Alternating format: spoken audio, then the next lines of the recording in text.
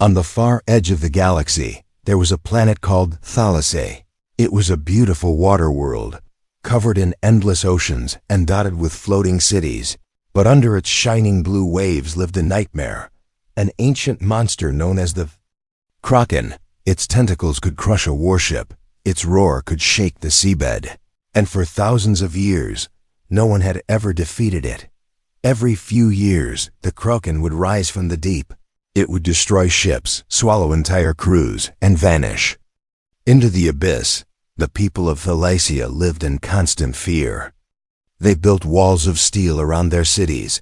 They trained soldiers with the best weapons in the galaxy, but nothing could stop the creature. The High Council of Thalasse grew desperate. In a grand meeting hall made of crystal and pearl, they made an announcement. Whoever could kill the Kraken would win gold beyond measure. They would also earn the honor of marrying the two royal princesses, Lyra and Selene. The sisters were known across the stars. Lyra was calm, wise, and graceful. Selene was fierce, proud, and quick-tempered. They had refused countless suitors, but now, tradition demanded they marry the hero who saved their people. When the announcement spread, warriors from many worlds came forward. Tall reptilian hunters from Draco's Prime, four-armed fighters from the moon of Zyros, even cybernetic mercenaries from the Outer Rim. But when they heard the details of the mission, most backed out. The Kraken lived in the Black Chasm, a trench so deep no light could reach the bottom. The currents there were violent, the pressure could crush steel, and worse, the monster was intelligent. It knew every trap, every trick, every weapon that had been tried. That was when Captain Rourke entered the story, a human from Earth, a man with a history of reckless courage. He walked into the council chamber wearing a worn-out flight jacket. His hair was messy. His smile was confident. The alien guards looked at him with disbelief. "You are just a human," one of them sneered. "You cannot fight the Kraken." Rourke shrugged. "Maybe," he said, "but I've fought worse." The princesses were present during his request to join the challenge. Lyra studied him with curiosity. Selene rolled her eyes, clearly unimpressed. "This is not a game," Selene said sharply. "The Kraken is a god of the deep." Rourke just grinned. "On Earth, we had monsters too," he replied. "I once went diving with a great white shark the size of a shuttle. I lived to tell the tale." The council agreed to give him the chance, not because they believed in him, but because they wanted entertainment before he failed. They provided him with a submersible, a small craft built for deep-sea travel.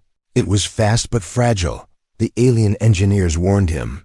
"No human has ever gone to the Black Chasm," they said. "Your bones will turn to dust under the pressure." Rourke only smirked. "Good thing I drink a lot of milk," he said.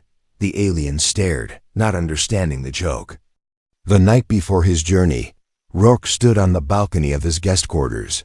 He looked out at the endless ocean, glowing faintly under the twin moons. Somewhere out there, the Kraken waited. It didn't know he was coming, and he didn't know if he would return. But deep inside, he felt the same fire that had carried him through every dangerous mission of his life. This was not just about gold or the princesses. It was about proving something, that humans were not as fragile as the galaxy thought. At dawn, the harbor was crowded with onlookers.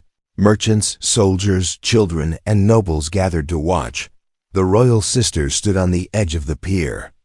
Lyra gave him a small nod of respect. Selene crossed her arms, still unconvinced. "You will not last 5 minutes," she said coldly. Rourke just winked.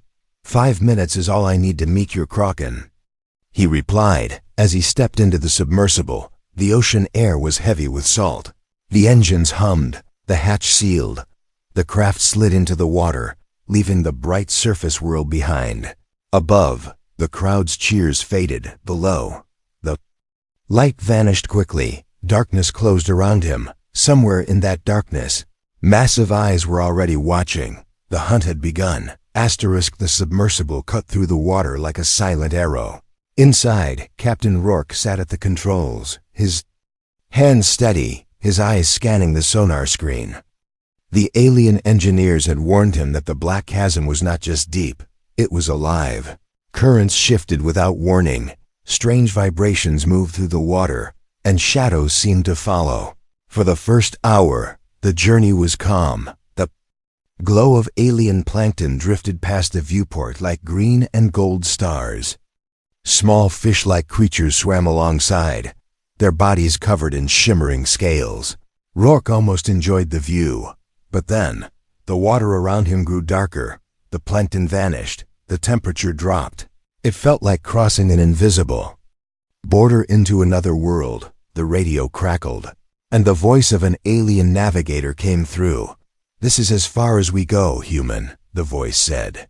"The black chasm is ahead. No one returns from there." Rourke smirked and replied, "That's the plan." He switched off the radio before they could argue. The alien escort ships turned away, leaving him completely alone in the darkness. The walls of the chasm rose like cliffs on either side. They were covered in strange coral structures that pulsed faintly. Long snake-like creatures slithered between them. Watching him with unblinking eyes, the sonar pinged. Something big was moving below, but it disappeared from the screen before he could lock onto it. Rourke's gut told him the Kraken was nearby, but the ocean was playing tricks. It was too quiet, too calm. Suddenly, a massive shadow swept over the submersible. Rourke looked up through the top viewport. Something with a long, jagged tail was gliding just above him. It wasn't the Kraken, it was one of its hunters. A creature like a mix between a barracuda and a deep-sea eel. Its teeth were long. Glowing faintly in the dark, it circled the sub, tapping the hull with its tail, testing, probing. Rourke reached for the manual harpoon controls. He fired once. The harpoon struck the beast's side. It let out a low, rumbling growl and darted into the shadows. Rourke knew it wasn't dead. He had just made it angry. The sonar began to flash wildly. Shapes appeared all around him, dozens of the eel-like hunters closing in. They moved fast, darting in and out of the darkness. One slammed into the viewport, sending a crack across the glass. Another scraped its body along the hull, making a screeching sound that echoed through the cockpit. Rourke pushed the submersible to full speed. The hunters followed, weaving between the jagged coral walls. He had to outthink them, not outrun them. He spotted a narrow tunnel between two coral spires. It was barely wide enough for the sub to fit. He dove in, the hull scraping both sides. The hunters followed, but two of them slammed into the coral walls, their bodies torn apart instantly. The rest broke off, unwilling to follow into such tight spaces. When Rourke emerged from the tunnel, he found himself above a massive drop. The chasm opened below like the mouth of a sleeping god. The sonar showed nothing, just a blank void. That meant it was too deep for the signal to return. Rourke stared into the blackness. Somewhere down there, the Kraken was waiting, and it knew he had arrived. The water on the sub suddenly began to vibrate. It was a low, pulsing sound, not from his engines, but from the depths below. It grew louder, until the glass of the viewport began to tremble. Rourke gripped the controls. He didn't know if it was a warning, a challenge, or a call, but he knew one thing: the hunt was about to begin. The vibrations in the water grew stronger. It was like the heartbeat of the ocean itself, slow and heavy. Then out of the blackness below, two glowing eyes appeared. They were huge, each the size of a hoverbike, and they were staring straight at Rourke. The sonar went completely dead. No signal, no reading, just silence. Rourke tightened his grip on the controls. He knew what this meant. The Kraken was here. A shadow began to rise from the abyss. First came the tips of its tentacles, curling and uncurling like living ropes. Then the full length, stretching far beyond what his lights could reach. The body followed, massive and armored, covered in strange barnacle-like plates. Its eyes glowed brighter, locking onto him with cold intelligence. Without warning, one tentacle lashed out. It slammed into the submersible, sending it spinning through the water. Rourke's head hit the console, but he stayed conscious. The hull groaned, warning lights flashed red. Another tentacle whipped past. Trying to crush the rear thrusters, Rourke pushed the controls hard. Rolling the sub just in time, he fired the first harpoon. It struck the Kraken's side with a dull thud. The creature barely flinched. It was like throwing a pebble at a fortress. The Kraken's roar rolled through the water, so deep and loud. It rattled his bones. Rourke needed a distraction. He reached for a switch on the console and activated the sound emitters. From the sub came a low, rumbling call, the recorded voice of Earth's giant sperm whales. On Earth, that sound belonged to one of the most dangerous predators of the deep. Maybe the Kraken would think it was a rival. The effect was immediate. The monster stopped. For a moment, tilting its head as if listening. Then it surged forward, faster than anything that size should move.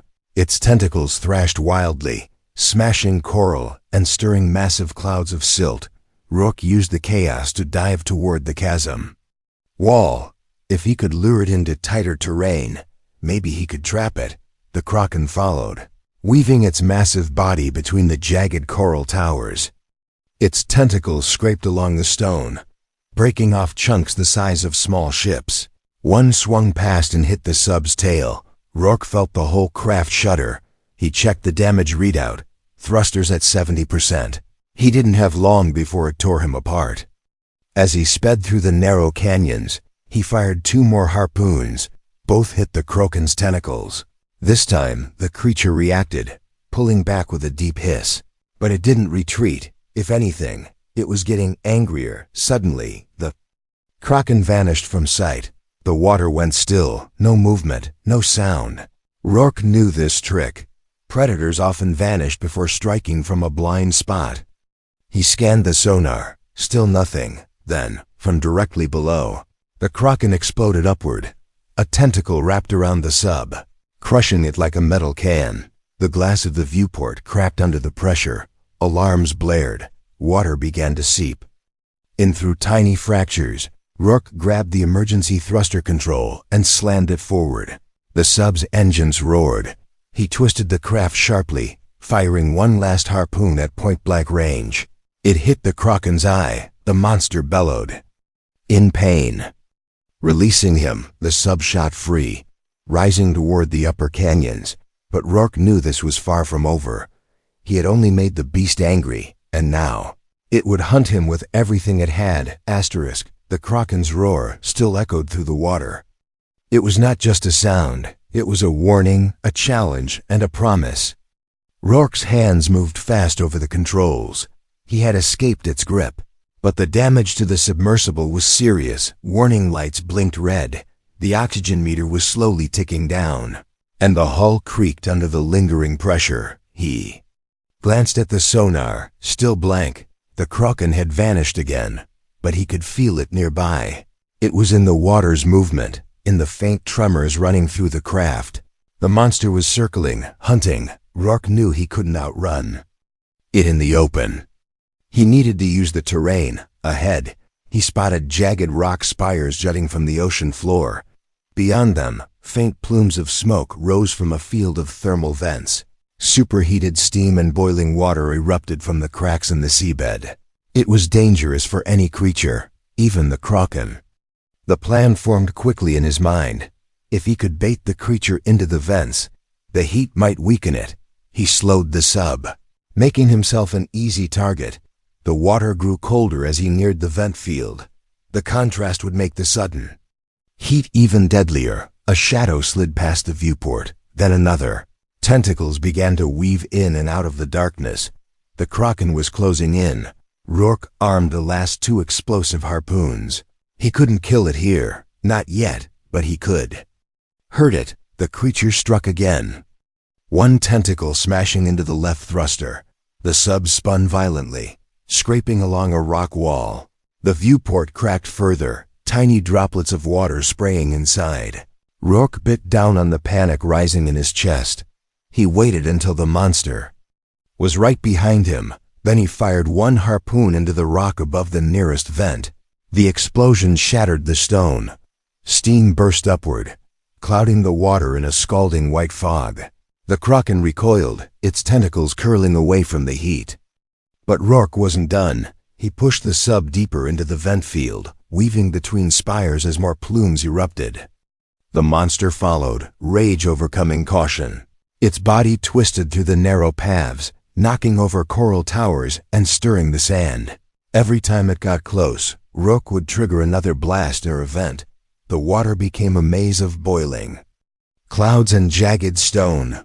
Finally, he saw his chance. A deep fissure cut through the seabed. It was narrow, but wide enough for the sub. The Kraken, however, would have to squeeze through. Rook dived straight into it, the walls scraping the hull. The monster followed, trying to force its massive body into the tight gap. Its tentacles thrashed against the stone. Its armored hide scraped sparks from the rocks. Rook fired his last harpoon into the vent at the fissure's end. The blast sent a pillar of steam upward, trapped in the tight space. The Kraken took the full force of the heat.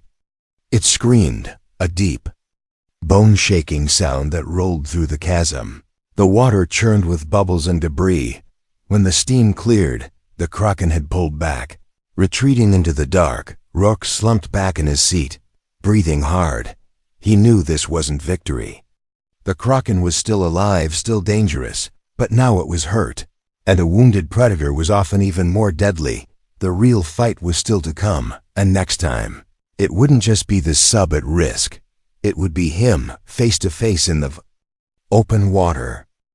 The silence after the Kraken's retreat was heavy. It wasn't the silence of peace.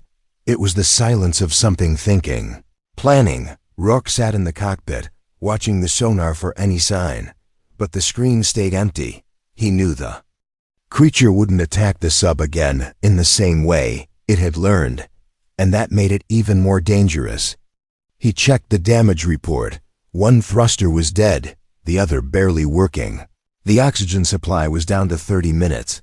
The hull was one more good hit away from splitting. If the Kraken struck now, he wouldn't survive inside the sub. He would have to face it outside, man to monster. Rourke reached for the emergency compartment and pulled out the exosuit. It was human-made, heavy armor, magnetic boots, and thruster packs for short bursts in open water.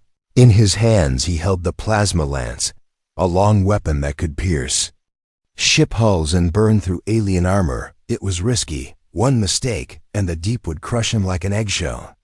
He sealed the suit, locked the lance to his back, and opened the hatch.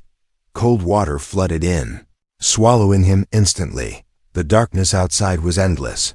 Only the faint glow of the thermal vents lit the jagged rocks around him. Bubbles rose past his visor as he kicked away from the sub. Somewhere in the black, the Kraken was watching. Then he felt it, a slow shift in the current. Not from the vents, but from something massive moving nearby. The water seemed to pull around him. He turned, and there it was. The Kraken emerged from the darkness like a nightmare given shape.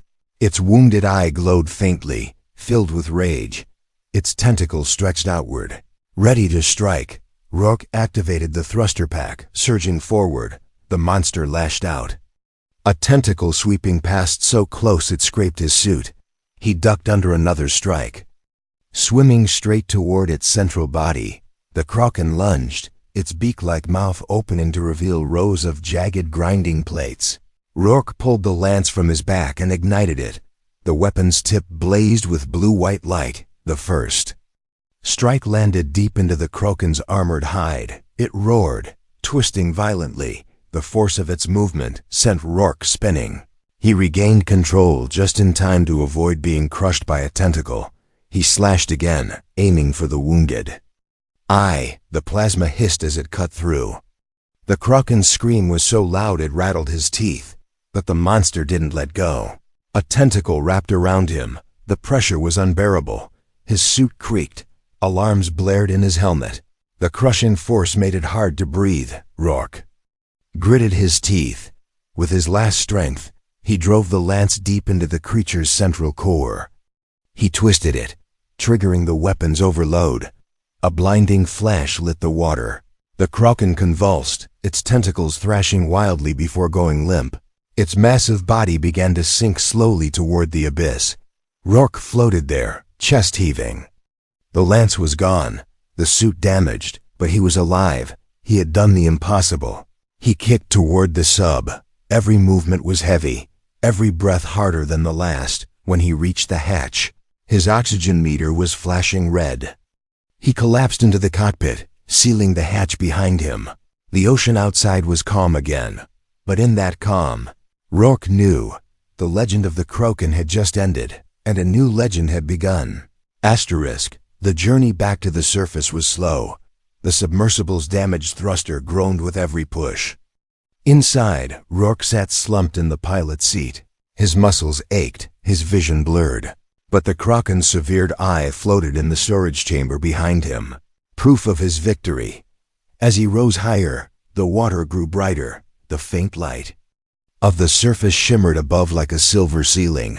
When he finally broke through the waves, the harbor erupted in chaos. Ships blared their horns. Crowds screamed his name.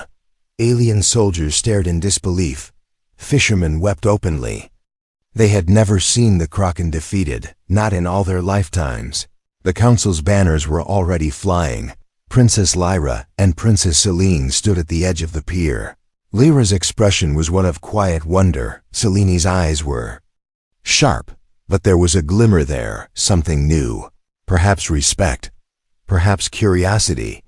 As Rourke stepped out of the sub, dripping seawater and exhaustion, the crowd surged forward. Children ran to touch his suit. Merchants threw garlands of glowing sea flowers at his feet. 2 armored guards approached.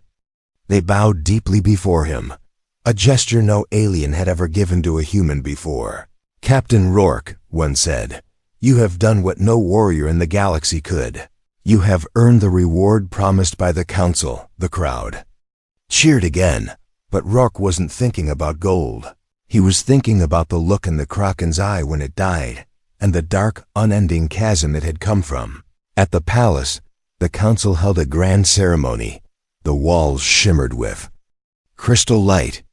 The air was heavy with the scent of seafood and spices. The severed Kraken eye was displayed on a golden stand. It stared out over the hall like a silent witness to the human's triumph. Lyra approached him first, her voice soft. "You risked your life not for gold, but for the people of Thalacia," she said. "You are unlike any warrior I have ever known." Selene followed, still proud, still fierce. "You were reckless," she said, "and you should have died. But you didn't," she added after a pause. "And I will never forget what I saw." Her words were half challenge, half admiration. Rourke only smiled. "I told you 5 minutes was enough," he said. The Council declared the reward official, gold enough to buy a fleet, and the honor of marrying both royal sisters. The hall fell silent as the announcement echoed. Some gasped in shock, others whispered in envy. The 2 princesses exchanged a look, not of protest, but of decision. They both stepped toward him, and in that moment, the galaxy's most unlikely hero became something even stranger, a human prince of Thalacia. The news of the Kraken's death spread across the galaxy like wildfire. On distant worlds, alien leaders sent gifts of honor. On pirate stations, smugglers told the story in smoky bars, adding more danger to every retelling. Everywhere, the name Captain Rourke became a legend. But on Thalacia, preparations had already begun for something even more unbelievable: the royal wedding. The floating city was transformed. Bridges of glowing shells connected the palace towers. The oceans around the city were lit with thousands of floating lanterns. Whales sang in the deep, their voices carrying for miles. Crowds from across the stars gathered to witness the moment. For the first time in history, a human would marry into the royal bloodline of Thalacia. Rourke stood in the ceremonial hall, dressed in a deep blue robe trimmed with silver. It felt strange. He was more comfortable in a flight jacket than royal silk. But today, he was not just a captain. He was a symbol, a reminder that courage could come from anywhere. Princess Lyra entered first, her gown flowing like liquid light. Her calm smile was warm, her eyes shining with quiet pride.